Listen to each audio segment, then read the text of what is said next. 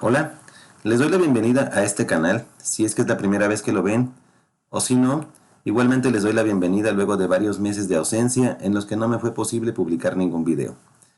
En esta ocasión me he propuesto publicar contenido acerca de un concepto denominado hardening de servidores, específicamente servidores con el sistema operativo Linux.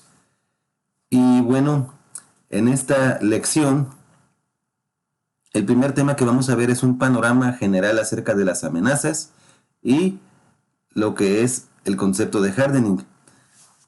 Aquí ya saben, les dejo mi correo electrónico por si tienen alguna consulta, algo que quieran decirme, alguna sugerencia, corrección, mi contacto de WhatsApp y aquí esta página en donde pues es para subir cursos que ciertamente son de paga pero tienen un costo accesible. Por el momento tengo publicado solamente un curso sobre seguridad perimetral con el firewall iptables. Y bien, ¿qué es lo que vamos a ver en esta lección? Vamos a ver qué es el hardening de servidores, su concepto, su definición. Vamos a estudiar también un panorama actual de las amenazas y hacernos el planteamiento de por qué ocurren las brechas de seguridad. Una pequeña reflexión que espero les interese y llame su atención. Y por último les voy a mostrar cuál es la bibliografía de este curso, en qué material me he basado para generar la mayoría de los videos. Entonces, ¿qué es el hardening de servidores? El hardening, esa palabra en español se traduce simplemente como endurecimiento. Y trasladado al contexto de las tecnologías de información o la seguridad informática, el hardening de servidores pues no es otra cosa más que el proceso que nos permite establecer o implementar un conjunto de configuraciones que se consideran seguras. ¿Para qué? Para poder garantizar la integridad, confidencialidad y disponibilidad de la información que se gestiona a través de los diferentes servicios de nuestra infraestructura. Esa información que es gestionada precisamente en los servidores. Y hacemos referencia a la integridad, confidencialidad y disponibilidad, puesto que son los tres pilares de la seguridad informática o seguridad de la información. ¿Y qué consideraciones ya un poco más específicas tiene el hardening de servidores? Bueno, habría que establecer primero que nada una línea de base en seguridad. Esto es, nuestra línea de base es, digamos, todas esas configuraciones mínimas que debemos implementar en cualquiera de nuestros servidores, independientemente del rol que desempeñen en la infraestructura. Otra consideración fundamental es no utilizar las configuraciones por defecto, porque pues son totalmente vulnerables y están implementadas para facilidad de uso, más no para seguridad de los servicios o de los dispositivos. Una tercera consideración consiste en evaluar el impacto de cada control sobre otros servicios, es decir, si yo implemento un control de seguridad de tipo autenticación y autorización, ¿qué impacto puede tener eso, por ejemplo, en términos de la disponibilidad del servicio que se está proporcionando? Evitar que las configuraciones se contrapongan, esto suele ser muy común y a veces es derivado a la falta de pericia o de experiencia de quienes están administrando los servicios. Un ejemplo de configuraciones que se contraponen, vamos a suponer lo siguiente, solo por citar un ejemplo. Vamos a imaginar que estoy configurando un doble factor de autenticación para el inicio de sesión en mis servidores, a través, por ejemplo, de SSH. De nada me serviría implementar un doble factor de autenticación para SSH si en la configuración del servicio definimos que los usuarios se pueden conectar al servicio SSH sin necesidad de una contraseña. Entonces ahí tendríamos dos configuraciones que se contraponen o se contradicen una con otra. Siguiente consideración, como siempre, esto es de cajón, independientemente de cuál sea el rubro al que nos dediquemos en tecnologías, siempre hay que documentar todo el proceso, en este caso el proceso de seguridad. Y por documentar pues me refiero a elaborar documentos técnicos, manuales de usuario, guías de mejores prácticas, recabar evidencias, capturas de pantalla, informes estadísticos, todo lo que sea documentación técnica relacionada con el proceso de seguridad. Y asociado con lo anterior, pues monitorear, evaluar y corregir. Si nosotros no monitoreamos, algo que no se monitorea no se puede evaluar y en consecuencia no se puede corregir. Y a su vez, el monitoreo nos va a permitir generar un conjunto de información que se puede documentar. Para verlo de manera un poco más abstracta, este concepto, siempre debemos buscar un punto de equilibrio. Por eso les puse aquí en el gráfico la imagen de una balanza. Y debemos buscar un equilibrio entre dos elementos particularmente: la funcionalidad y la seguridad. Esto quiere decir que no por poner controles, que los controles de seguridad no deben ser tan altos o tan restrictivos que impidan que los servicios realicen su función correctamente o que entorpezcan el trabajo de los usuarios finales que acceden a esos servicios. ¿Y cuál es el panorama actual de las amenazas? Aquí este puede ser un punto interesante para la controversia. Se dice que los servidores o los sistemas Linux no son susceptibles a infecciones por virus. Cabe hacer la aclaración que esto hasta cierto punto es real, puesto que la mayoría de los virus informáticos están diseñados para plataformas Windows, porque si lo vemos en proporción,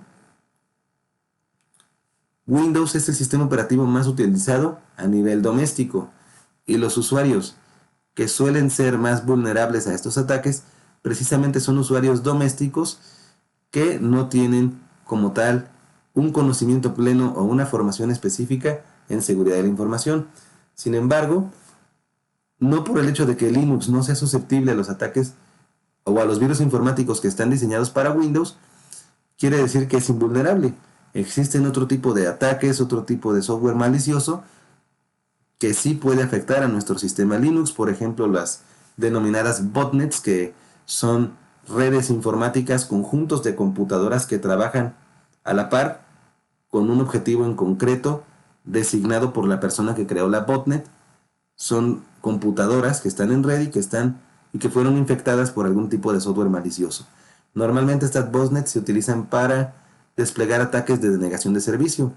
El segundo tipo de malware para el cual sí es susceptible el sistema Linux es el denominado ransomware, que lo que hace pues es que va a encriptar los datos de un disco duro y va a solicitarnos una tarifa o un pago como rescate de esa información sin que exista la real garantía de que el atacante nos devuelva la información. Y normalmente este pago no se hace con dinero, digamos, nominal, sino se hace a través de criptomonedas como el Bitcoin. Y un tercer tipo de amenaza para el cual sí es susceptible el sistema Linux tiene que ver con el software para realizar la minería de criptomonedas. ¿Y esto cuál es el problema de esto de realizar minería de criptomonedas? Va a ocasionar un consumo excesivo de los recursos computacionales de nuestro servidor, es decir, ciclos de procesador, espacio en memoria RAM, espacio de almacenamiento, ralentización del sistema y por supuesto sobrecalentamiento. Además del consumo excesivo de electricidad y el daño que esto conlleva al medio ambiente. Con lo cual, lo que buscan este tipo de ataques de software para minería de criptomonedas es degradar el rendimiento de nuestro servidor hasta dejarlo prácticamente inutilizable. Podría ser considerado como otro tipo de denegación de servicio. Y bien, una vez que analizamos el panorama de las amenazas y el concepto del hardening, lo siguiente que nos plantearíamos es ¿por qué ocurren las brechas de seguridad? Y aquí normalmente solemos pensar solo en estas dos que están por aquí. Por lo general son las más conocidas o por lo menos las que más se difunden dentro del medio. La primera viene a ser los bugs de seguridad propios del sistema operativo y los bugs de seguridad que tenga alguna aplicación de software que por supuesto la tenemos instalada. Bugs de seguridad se refiere a errores de programación o fallos en la semántica, en la lógica, errores que permiten que una determinada aplicación, bien sea un sistema operativo o una aplicación de usuario final, haga algo para lo cual no fue programada. ¿Y cuál es la solución para este tipo de problemas? Pues simplemente mantener actualizado nuestro sistema operativo y mantener actualizadas nuestras aplicaciones. Con eso podríamos mitigar al mínimo posible el riesgo de sufrir un ataque derivado de alguna de estas amenazas. Sin embargo, existen otro tipo de brechas de seguridad, otras causas, otros motivos por los cuales ocurren las brechas de seguridad. Y aquí, pues nos referimos no solamente a los errores de programación, los bugs en el sistema y en las aplicaciones, sino también a las configuraciones deficientes en los servidores. Y es aquí donde cobra valor precisamente todo este concepto del hardening de servidores. Aquí lo que vemos por lo general es que se utilizan configuraciones por defecto. Ya lo veíamos en la lámina anterior. Esto no es recomendable bajo ninguna circunstancia porque las configuraciones por defecto son endebles y son vulnerables y por allí nos pueden atacar. Errores de configuración por defecto, el más típico, el más común, es el usuario y contraseña administrativa de algún sistema o de algún dispositivo activo de red, lo dejamos por defecto. Y eso pues, simplemente esos usuarios, esas contraseñas están disponibles en internet y se pueden conseguir con cierta facilidad.